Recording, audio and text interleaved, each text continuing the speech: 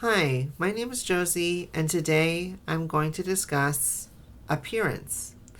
And this is the second episode of my ongoing series of personal vlogs that I filmed over a year ago.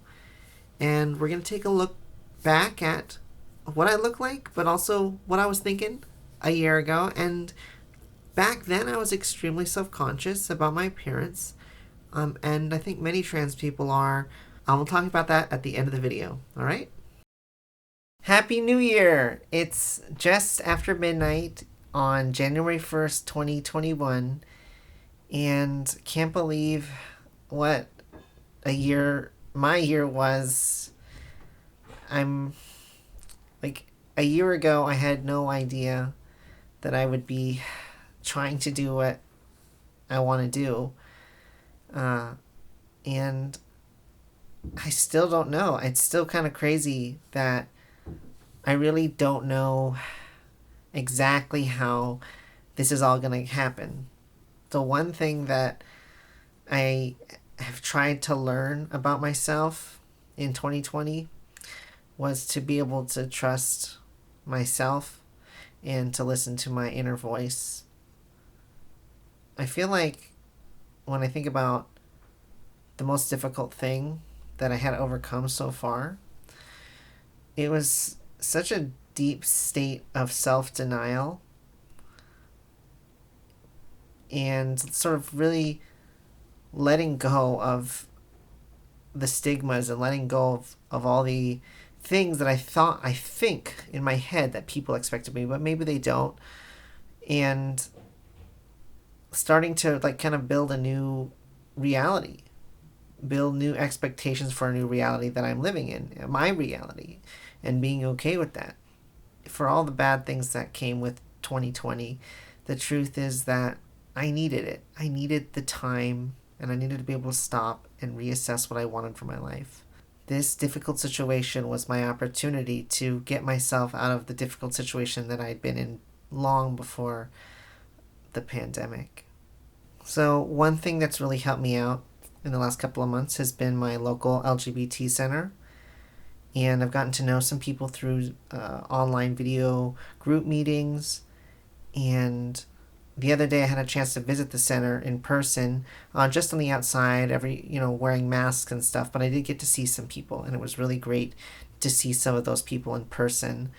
And as somebody who never considered themselves in the LGBT community, it was never something that I cared about. It was never something that meant anything to me. And now I understand so much why the LGBT community is needed. It's to support people. It's to support people in a difficult journey. I am finding it so much easier to go on my transition than ever before. And even though there may be friends that have to move on, maybe some will stay, the fact that I have a place where I can make new friends is really going to be the thing that keeps me alive in the coming year and keeps me going. I don't think doing it alone is the right answer, and it's just darn scary. Luckily, I do have the support of my girlfriend, and so she's a huge part of my journey.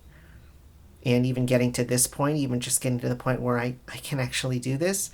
But in terms of moving forward and making this reality, this is a long term. This is probably going to take a year or more, and really forever. I really have to thank the support and all the people who came before me to fight for equality. Now I here, and I hopefully can join that fight to some small degree, to be able to bring awareness, but also to tell other people that they're not alone. I hope 2021 is a better year, and here's looking to becoming Josie.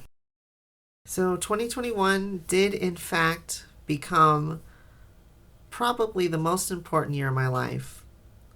And I'm happy to say that because of the support of so many people, I'm feeling very good about where I'm at.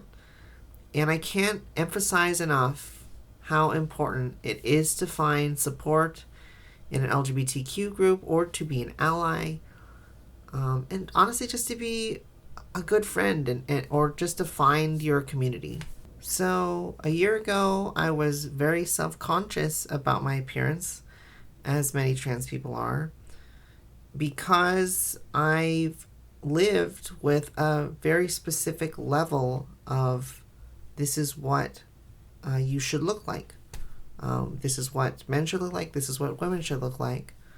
If the focus is purely on appearance, it's no longer on authenticity.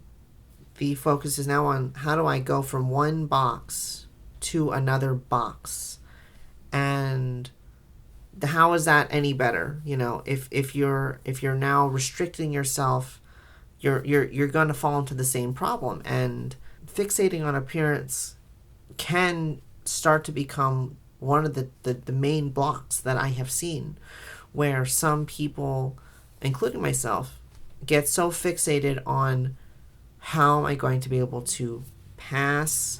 There is unfortunately a history of judging trans people based on their passability. And passable is actually a word that I've very specifically chosen not to use in my videos, because understandably passing was something that was important to trans people for, frankly, the safety of their lives, for social acceptance. Some people are going to have a quote passing privilege, other people are not going to have a passing privilege. And if we're making passing part of what it means to be trans, it's going to inherently exclude some people from being able to feel accepted as being trans and seen as the authentic gender that they are. Like, if you are an ally, do pay attention to if you're focusing your attention on a physical appearance, and if you're a trans person, pay attention if comments like that are affecting you. So that's what I wanted to share this week, and come back for more. There are many more of these. So thanks for watching. Bye.